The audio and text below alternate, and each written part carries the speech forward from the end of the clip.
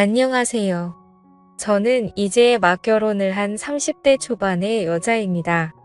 저에게는 훈훈한 외모와 착하고 성실함까지 있는 든든한 남자친구가 있었고, 저희는 사귀는 3년 동안 많은 추억을 남기고 있었고, 서로 결혼을 약속하게 되었었죠.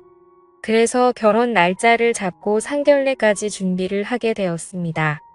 한 가지 문제가 있다라고 한다면 저에게는 부모님이 계시지 않았어요. 어렸을 적에 부모님 두 분께서 사고로 인해 일찍 돌아가셔서 형제도 없었던 저는 결혼을 더욱 빨리 하고 싶었고 화목한 가정을 만들고 싶었습니다. 그래서 사회생활을 하면서 조금씩 모은 돈과 남자친구가 모은 돈을 합쳐서 저희는 20평대의 아파트를 사게 되었죠. 물론 대출이 대부분일 정도로 빚을 많이 졌어야 했고 처음 가지게 된 집과 남편이 될 남자친구와 둘이 오순도순 살아갈 앞으로의 행복한 미래를 꿈꾸게 되었습니다. 어릴 때부터 부모님의 사랑을 못 받고 자라서 그런 건지 가족애가 뭔지 잘 몰랐던 저는 남자친구의 부모님께 친근하게 다가가거나 하는 방법을 잘 몰랐었습니다. 그래서 다른 평범한 여자들처럼 남자친구 부모님께 애교 있게 전화드리는 일도 당연히 없었던 거죠. 남자친구의 과거 여자친구들과 조금 달랐던 저이지만 남자친구는 제가 처했었던 환경을 잘 알고 있었던 사람이었습니다. 그래서 늘 자신의 부모님에 대해 좋으신 분들이라며 편하게 마음 가져도 된다며 제게 안심을 시켜주고는 하였습니다.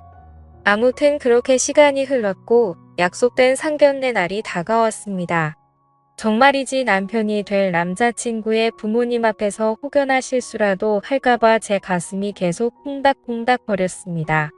긴장을 많이 하게 되어서 심호흡도 길게 쉬어보고 청심환도 먹고 달달한 사탕도 씹어보며 남자친구의 부모님을 기다리게 되었었죠. 저의 긴장한 모습을 본 남자친구는 미소를 띠며 귀엽다고 말했고 빨리 결혼해서 부모님과 잘 지내는 모습도 보고 싶다며 좋아했습니다. 잠시 뒤 남자친구의 부모님이 저희가 있는 곳으로 오시게 되었고 저는 번쩍 일어나서 큰 소리로 인사드렸습니다. 안녕하세요. 영민이 여자친구 정희입니다. 너가 정희니? 역시 영민이한테들은 얘기처럼 예쁘고 착해 보이는구나. 남자친구의 부모님은 저를 환하게 맞아주셨고 제가 어색하지 않게 농담도 해주시면서 분위기를 편하게 만들어주셨습니다. 까다롭지 않아 보이는 어머님과 남자친구와 속 빼닮은 외모에 잘생긴 아버님까지 보면서 기분이 좋아지더라고요. 저는 앞으로 예비 시부모님과 사이좋게 지낼 생각에 더욱 행복한 결혼 생활을 꿈꾸게 되었습니다. 그렇게 결혼을 앞두고 설레임에 기쁜 나날을 보내고 있었을 때였습니다. 어느 날 제가 회사를 마치고 집에 돌아왔는데 남자친구가 시무룩한 목소리로 전화를 걸었습니다. 자기야, 무슨 일 있어? 목소리가 왜 그래? 그러자 남자친구는 나 할 말이 있는데 잠깐 들릴게. 괜찮지? 라고 말하더라고요. 평소 활기찬 목소리였던 남자친구가 풀이 죽은 듯한 목소리라 걱정이 되었습니다. 그런 적은 처음이었고 그래서 좋은 일은 아닌 것만 같아 불안한 기분이 들었습니다. 곧이어 남자친구가 제가 혼자 살고 있는 집에 들어왔습니다. 저희가 대출을 받아서 살 아파트에 우리 부모님도 모시고 살아야 할 것 같다고 하더라고요. 그게 무슨 말이야? 부모님은 살고 있는 집 있으시다고 하지 않았어.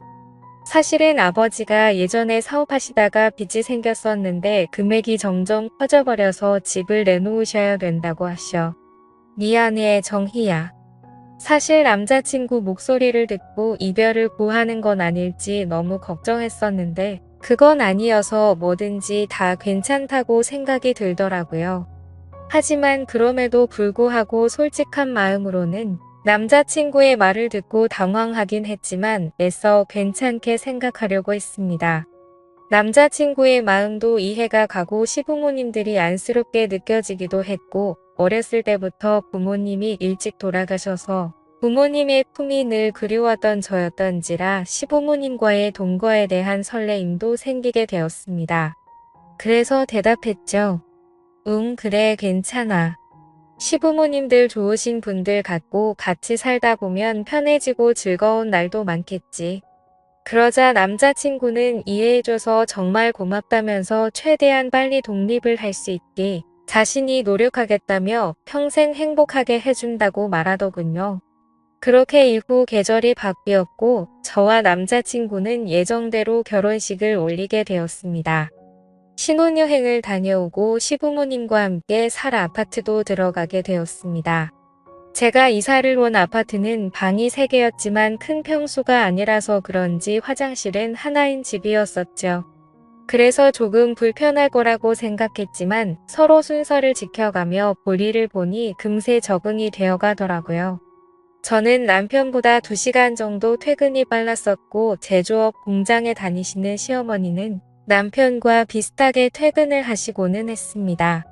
그런데 사업을 하시던 아버님은 그때 당시 사업이 망해서 그랬던 건지 건강이 많이 안 좋아져서 집에만 계신 지 오래된 상태이셨고 어머님만 일을 하고 다니셨던 사실을 제가 알게 되었습니다. 그래서 제가 퇴근을 하고 집에 들어오면 아버님이 거의 집안에 계셨습니다. 그러던 중 하루는 제가 퇴근하고 집에 왔는데 화장실이 너무 급해서 집에 오자마자 화장실로 들어갔었죠. 시원하게 볼일을 보고 밖에 나왔는데 그때 아버님이 방에서 거실로 나오시더라고요. 그래서 뒤늦게 인사를 드렸습니다. 잠시 후 저는 아버님께 저녁 식사를 준비해드리려고 나왔는데 아버님께서도 소파에 나와 계셨습니다. 남편과 시어머니는 밖에서 식사를 하고 오는 일이 잦아서 주로 저와 시아버님 단둘이서만 저녁을 먹는 일이 다반사였습니다. 저는 저녁 준비를 다 하고 머쓱하게 아버님 저녁 준비 다 됐어요 라고 말했고 아버님이 우냐 하고 식탁으로 성큼성큼 오셨습니다. 그런데 자세히 보니 아버님이 러닝 아래에 짧은 바지를 입고 오시더라고요. 저는 민망하고 당혹스러워서 눈을 어디다 둬야 할지 몰라 했습니다. 그런데 그 순간에도 저는 아버님의 상체를 보았는데 운동을 자주 하셔서 그런지 몸도 다부지고 좋으시더라고요. 어색한 기운이 돌기는 했지만 아버님과 저는 아무렇지 않게 식사를 마쳤고 저는 설거지를 하려고 그릇을 집어넣고 있었습니다. 그때 아버님이 정수기에 물을 들어 가시면서 제 뒤를 스쳐 지나가셨습니다. 남편과 닮아 얼굴도 잘생기셔서 그런 걸까요? 아버님과 가까워지는 게 저도 모르게 두근두근 거려서 기분이 묘하더라고요. 얼마 전 남편이 말하기를 아버님께서 사업도 하셨었지만 그 핑계로 어머님을 놔두고 여러 여자를 만나고 다니셨다는 말이 문득 생각났습니다. 얼굴뿐만 아니라 몸도 멋지신 아버님을 보니 그 여자분들이 아버님께 목을 메었다는 게 이해가 되었고 저도 모르게 아버님이 더욱 매혹적이게 느껴졌습니다. 하지만 일부러 그런 게 아니실 텐데 저만 쓸데없는 생각을 하는 것 같아 제 자신을 보며 순간 부끄러운 마음이 들더라고요. 아무튼 그래서 억지로 다른 생각을 하면서 설거지를 하고 있었는데 그때 저의 뒤로 아버님이 오셨습니다. 회사 다녀와서 힘들 텐데 매번 식사에 설거지까지 하느라 힘들겠구나.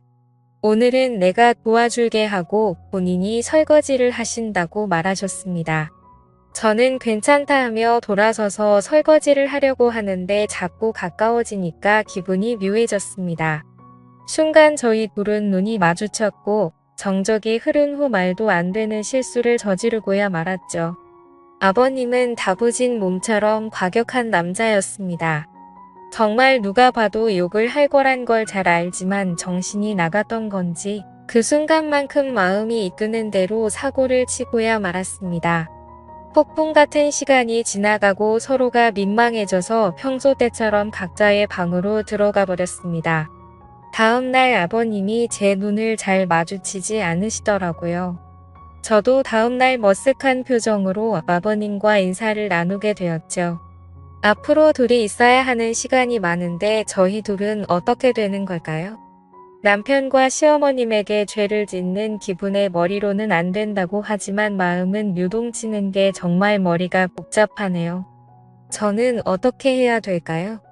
이미 물은 엎질러져 버렸고 아버님께 예전처럼 다시 돌아가자고 먼저 말하는 게 좋을까요? 이성과 본능 둘 중 무엇을 따라가는 게 맞는 건지 모르겠네요. 좋은 답변을 남겨주시면 감사하겠습니다. 오늘의 사연 여기까지입니다. 지금까지 읽어주신 모든 분들 감사합니다. 모두 행복한 하루 되세요. 감사합니다.